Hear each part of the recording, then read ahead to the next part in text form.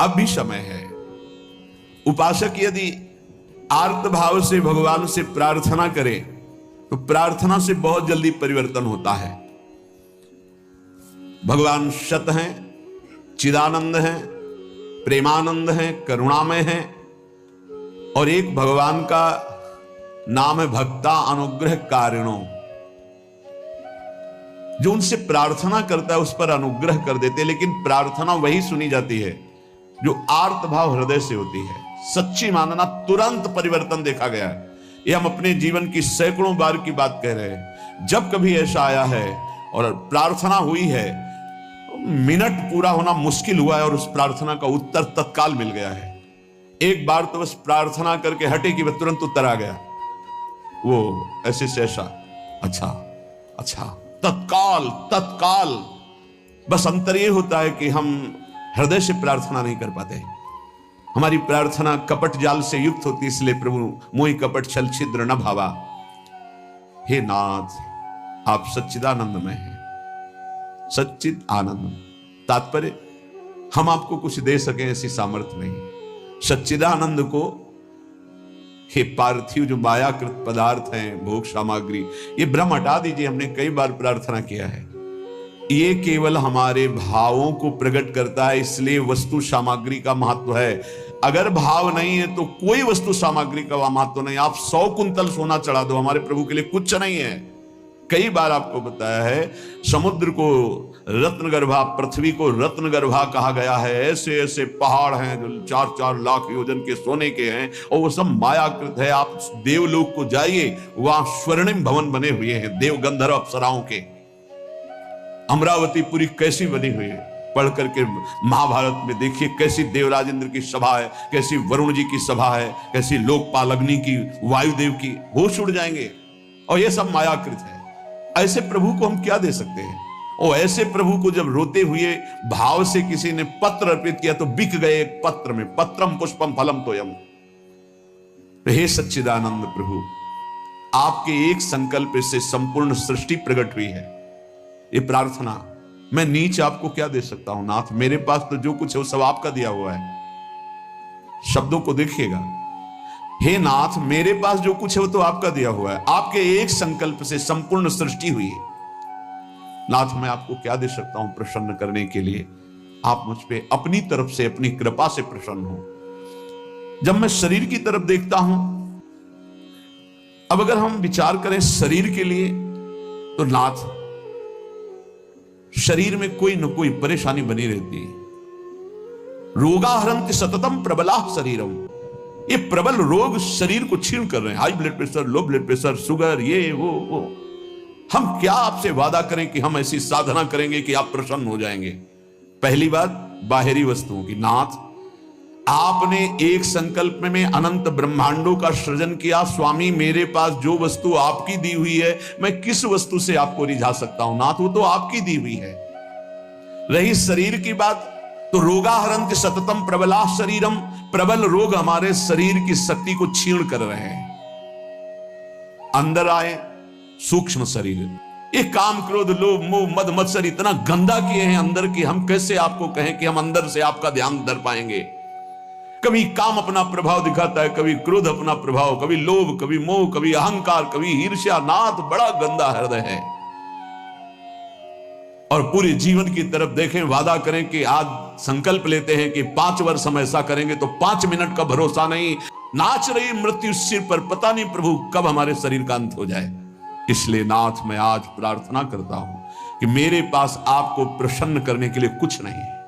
आपकी दी हुई भोग सामग्री और ये शरीर रोगों का घर, मन विकारों के द्वारा अपवित्र, और प्रभु पूरा जीवन मृत्यु के हवाले। किस समय मेरी मृत्यु हो जाए मुझे भरोसा नहीं, पता नहीं। प्रभु, आपकी पूजा में कभी मन नहीं लगता, सेवा पूजा में मन नहीं लगता, और नाम जप में बिल्कुल मन नहीं लगता।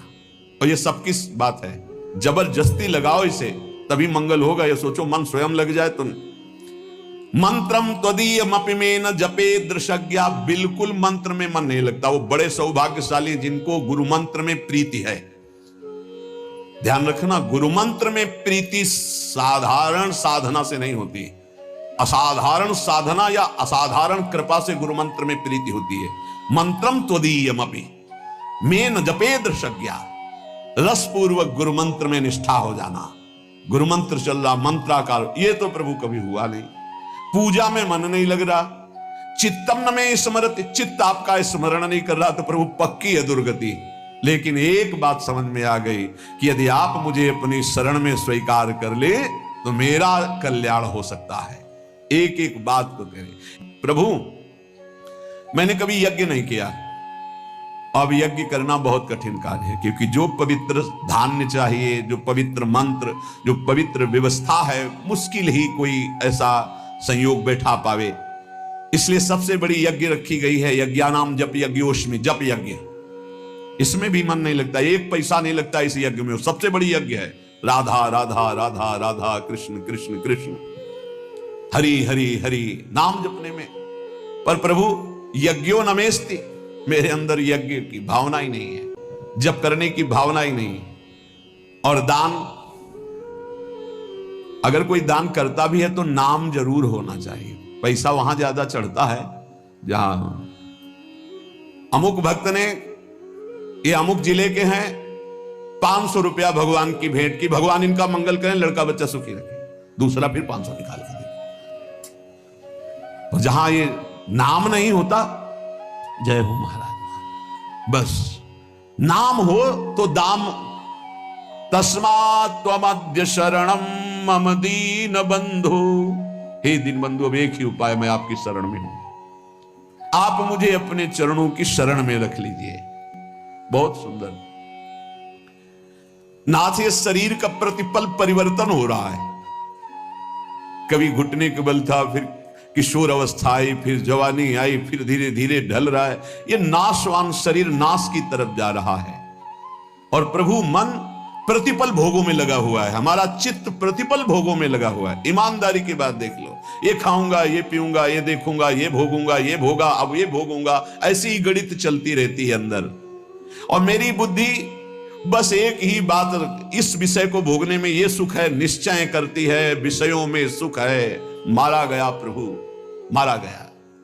कुछ भी ऐसा नहीं है जिस पर मैं टिक सकूं। शरीर टिक नहीं रहा, क्योंकि नाशवान प्रतिक्षण नाश की तरफ जा रहा। मन प्रतिक्षण भोगों का चिंतन कर रहा। बुद्धि यही निश्चय करा रही कि भोगों में, रुपया में, घर में, मकान में, स्त्री में, पुत्र में, शरीर में, इन्हीं में सुख है। नाथ, कभी मैं आत्मा राम नहीं बन सका, अर्थात अपने स्वरूप को नहीं जाना कि मैं कौन हूं। इसलिए दीन बंधु, अब आपकी शरण में हूं, बचा लीजिए मुझे। हे नाथ, मैं आपकी शरण में हूं। प्रभु, जैसे कच्चे घड़े के प्रभाव को जानो कि पानी डालते ही वो फैल जाता है, डस्ट हो जाता है, कच्चे घड़े में पानी नहीं टिकता। नाथ, इस तरह मेरा शरीर है, कच्चे घड़े की तरह, पता नहीं कब फूट जाए। जैसे पानी का बुलबुला बढ़िया दिखाई दे रहा है, लेकिन किस क्षण फूट जाए उसका भरोसा नहीं। बिल्कुल ऐसे ही ये जवानी, ये वैभव बिजली की तरह है। इसको भी देखा, बहुत चंद दिनों में नष्ट होते देखा। ये जो श्री अर्थात लक्ष्मी है, चपला है, इसे चंचला कहा गया है।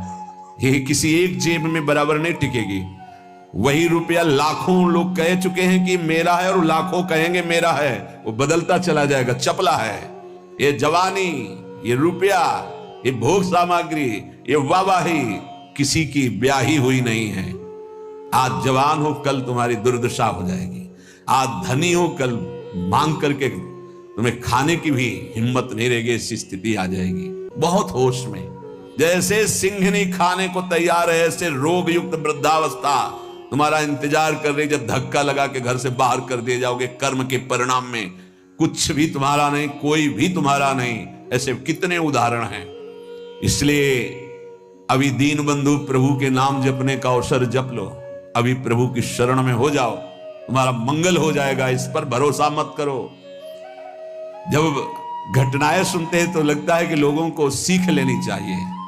अपने पुत्र को 10,000 करोड़ की संपत्ति कमा के दी, उसी पुत्र ने धक्का मार के बाहर कर दिया और रोता घूम रहा है कि हमें अपने घर में रख ले। ए भाई, हरिशरणम अगर ये जीवन में नहीं है तो तुम्हारा सब जीवन व्यर्थ चला जाएगा। हे प्रभु, ये जो रुपए की आय है, ये जीव को पागल बना देती है, धर्म से भ्रष्ट कर देती है। ये भी देखा है, जितना अधिक रुपया आएगा उतनी बुद्धि भ्रष्ट होती चली जाएगी। रुपये का सदुपयोग कोई महाभागवत कर पाता है? नहीं, रुपया बहुत बुरी तरह कर्म बिगाड़ देता है। जहां रुपया बढ़ा तो फिर कर्म बिगाड़ देता है, कुछ नहीं, भारी प्रमाद। ये जो आप लोग बैठकर सत्संग सुन रहे हैं, बड़ी भगवत कृपा है जो आप यहां आकर के सत्संग सुन रहे हैं, भगवत कृपा। संसारियों को भगवत चर्चा सुनने की ना प्रेरणा होती है, ना इच्छा होती है, ना समय दिया जाता है। और जिसे सत्संग नहीं मिला जीवन में, उसका जीवन कूड़ा बना रहता है। गंदे आचरण, गंदा खाना पीना, गंदा व्यवहार। भगवत प्राप्ति करना है, भजन करना है, ऐसा कहीं चिंतन ही नहीं है, कहीं चिंतन नहीं। बस कमाना, ये सत्य है संसार, ऐसा भाव, कमाना है, मकान बढ़िया बन जाए, रुपया बैंक बैलेंस हो, अमुक कार्य सोचते सोचते मर गया, फिर अगला जन्म हुआ, फिर यही सोच, कब तक चलता रहेगा? आयाद व्ययोमम भवत्यधिको विनीते। और जब आय अधिक होने लगती है और बुद्धि व्यभिचारी हो जाती है, धर्म से अधर्म की तरफ जाने लगती है, तो फिर उसका व्यय गंदे तरीके से होता है, गंदे तरीके से। जो धर्मात्मा पुरुष होते हैं उनका धन बहुत अच्छी तरीके से, सो धन धन्य प्रथम गति जाकी। क्या? अस्पताल खुलवा दिया निशुल्क, बढ़िया दवा, बढ़िया डॉक्टर, और जो असहाय गरीब है फ्री दवा उनकी, भोजनालय निशुल्क, किसी भी तरह का कोई छल कपट नहीं, जो रूखा सूखा सब फ्री पवार। ये धन का सदुपयोग। गौ सेवा, लाखों गौओं का, पशु पक्षियों का पोषण हो रहा है। ये विद्यालय खुलवा दिया, निशुल्क विद्यालय, फीस डॉक्टरों की, मास्टरों की, जो भी जैसे, वो सब अलग अपनी तरफ, औषधालय, विद्यालय, ये सब वो धर्मात्मा पुरुष का ऐसे खर्चा होता है। अधर्मी का खूब शराब पी रहे हैं, व्यभिचार कर रहे हैं, कितने रुपए लगे आज के नाच में, इतने लगे पार्टी में। अस्पताल खुलवा देते तो पूरे तुम्हारा परिवार का कल्याण हो जाता, कितना लाभ मिलता। जो धनाभिमानी हैं उनके द्वारा धन का सदुपयोग नहीं होता, जो भगवत चरणारविंद के आश्रित है उनका सदुपयोग होता है। बोले प्रभु, अधिक आय होने पर धन का व्यय गलत तरीके से होने लगता है। नाथ, उसका प्रभाव यह हुआ कि काम आदि दोष बहुत बढ़ जाते हैं, बहुत बढ़ जाते हैं। कामादयो ही बलिनो निवला समाद्या, इतना निर्बल कर देता है कि वो बुद्धि से निश्चय ही नहीं कर पाता कि ऐसा करना चाहिए कि नहीं, वो ना करने योग्य व्यभिचार करता है। कामाद्या ही बलिनो निवला समाद्या, मृत्यु यदा तुदति माम बत किम बदेयम। क्या कहूं प्रभु, इतना निर्बल कर दिया काम ने कि अब अपने को रोक नहीं पाता हो। अब तो मृत्यु का दंड मिलेगा और नरक की दुर्गति भोगनी पड़ेगी। नाथ, अब तो आप संभाल लीजिए, आपकी मैं शरण में हूं। एक ही उपाय है, तस्मात्। अब एक उपाय है, आपकी शरण में हूं दीन बंधु, आप स्वीकार कर लो। दीन बंधु, प्रभु कभी किसी तीर्थ में जाके कष्ट रूपी तपस्या नहीं की। करना चाहिए हर गृहस्थ को, विरक्त को भी। आप गृहस्थ हैं, वृंदावन धाम आए, एक दिन तो उपवास कीजिए, पानी पी के रहिए, चाहे जितने करोड़पति हों। अगर लाभ लेना है तो बात हमारी प्रार्थना मान लीजिए। एक दिन में मर नहीं जाओगे, एक दिन उपवास करो, 3-4 दिन के लिए वृंदावन आए हो तो 24 घंटे केवल पानी पी के रहो। नहीं, ऐसी स्थिति आएगी महीनों पानी नहीं जाएगा मुख में। बात मान लो, तुम्हारे कर्म भस्म हो जाएंगे जो अशुभ कर्म करते हो। वृंदावन आओ, हरिद्वार जाओ, काशी जाओ, तीर्थ यातन करो, करो अवश्य करो, जिससे तुम्हारी मलिनताएं नष्ट होंगी, लेकिन होटलबाजी मत करो। तीर्थों में जाकर के पिकनिक मत मनाओ, गंदे आचरण मत करो तीर्थों में। नहीं, पुरखा भी जो तुम्हारे कुछ ऊंचे होंगे ना, वो नरक चले जाएंगे। 21 पीढ़ियां तरती तो 21 पीढ़ियां नरक भी जाती है। तीर्थ याटन करने का लाभ वही ले पाता है जो तीर्थों में जाके तप करता है, कष्ट सहता है। एक दिन जल से व्यतीत करो, दूसरे दिन फलाहार करो, तीसरे दिन थोड़ा अन्न ले लो, कोई अपराध न बनने पावे, बचा के अपने पुण्य निकल जाओ। कोई दोष दर्शन न करो, किसी की निंदा न करो, कोई पापाचरण न करो। तीर्थ आए हो, किसी को जब तक साधु संग नहीं मिलता तो तीर्थों का भी लाभ नहीं ले पाते। वृंदावन धाम आए, मुख में मसाला खाए, 25 से थूक दिया, वैष्णव आ रहा जब करते, और उसके पैर में पड़ा, सारे सुकृत उस थूकने वाले के नष्ट हो गए। दोना में चाट खाई, परिक्रमा मार्ग में फेंक दिया। उनको क्या पता है कि कहां क्या है। दीवाल में ऊपर लिखा है राधा, और वहीं खड़े लघु संग, तुम्हारे पुरखा भी सुकृतहीन हो जाएंगे जो तुम आचरण कर रहे हो, क्योंकि तुम्हारे भाव का संबंध है वहां से। बहुत सावधान। तीर्थों में लाभ तभी ले सकते हो, लघु शंका बहुत देख के, कहां कर थूकना बहुत देख के तीर्थों में जाए। पक्का एक दिन उपवास करे, एक दिन फलाहार करे, एक दिन थोड़ा सा अन्न, और वो भी पवित्र अन्न। ऐसा नहीं कि आदेश कर दिया खूब छौंक बघार के प्याज लहसुन हो ये वो, तीर्थ याटन करने गए हो, ऐसे थोड़ी जाया जाता है तीर्थ याटन। मनोरंजन के लिए मत जाना कभी हरिद्वार, ऋषिकेश, काशी और वृंदावन। मनोरंजन के लिए मत आना। अगर मनोरंजन के लिए आए हो तो जितने सुकृत हैं सब नष्ट हो जाएंगे। यहाँ का होटल लिया और वही सब करते हैं जो बंबई कलकत्ता में करते हैं। बंबई कलकत्ता नहीं है, ये नित्य विहार स्थली प्रिया प्रीतम के। एक सुकृत करोड़ों सुकृत के बराबर, और एक पाप करोड़ों पाप से भी भारी पड़ेगा यहां, इसलिए होश में। तो कह रहे प्रभु तप्तम तपो नहीं कदापि मयेह तन्वा, इस शरीर को कभी तपस्या के द्वारा कष्ट नहीं दिया, तीर्थों में जाके देना चाहिए कष्ट। माघ में देखो ना, बड़े बड़े सुकृतशाली वहां जाते हैं, पांडाल खोलते, संत महात्माओं का वास कराते, भोजन कराते और 3 बार नहाते हैं। माह महीने में गंगा जी का नहाना भारी तपस्या है। ऐसे एक डुबकी लगाओ तो लगता है सर है कि नहीं है, कुछ पता ही नहीं चलता, इतना ठंडा चल रही वायु। हाँ, गीजर में नहाने वाले गंगा जी में कब डुबकी मार पाएंगे। तो तीर्थों में जाते 8 बजे वहां से उठे हो, गीजर से नहा धो के पान वान खा के बाहर, ऐसे तीर्थ नहीं होते। 3 बजे तड़के जाओ, गंगा स्नान करो, बैठो भजन में, माला चलाओ। 3 दिन 4 दिन जो वृंदावन वास, तीर्थराज, प्रयागवास, काशीवास, ये कठोर तप पूर्वक किया जाता है। पर प्रभु कभी ऐसा नहीं हुआ।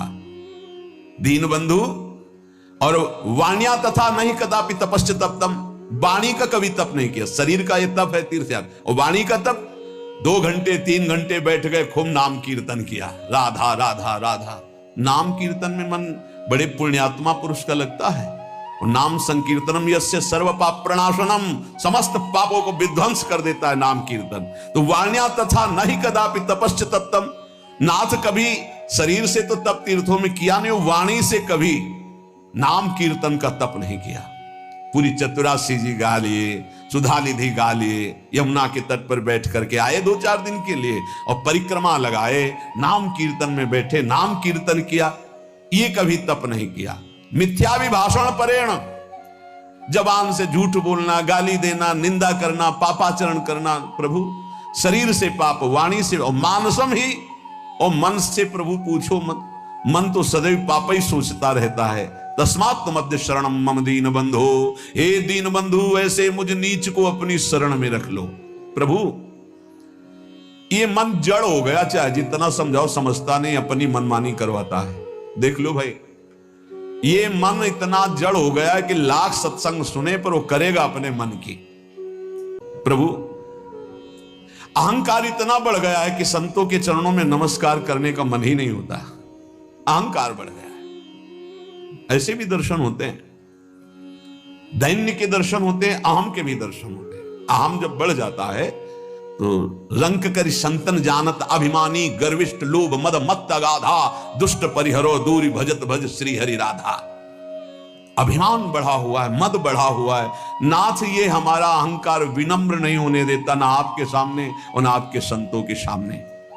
प्रभु चक्षुष्मेन तो पश्यति विश्वरूपम, ये आंखें ऐसी अपवित्र हो गई हैं कि बस गंदा ही देखती, ये नहीं देखती कि आप स्त्री के हृदय में बैठे हो, पुरुष के हृदय में बैठे हो, जड़ चैतन्य के हृदय में, हे विश्वात्मा आप सबके हृदय में बैठे हो। मेरे नेत्र ये नहीं देखते, गंदा ही देखते हैं।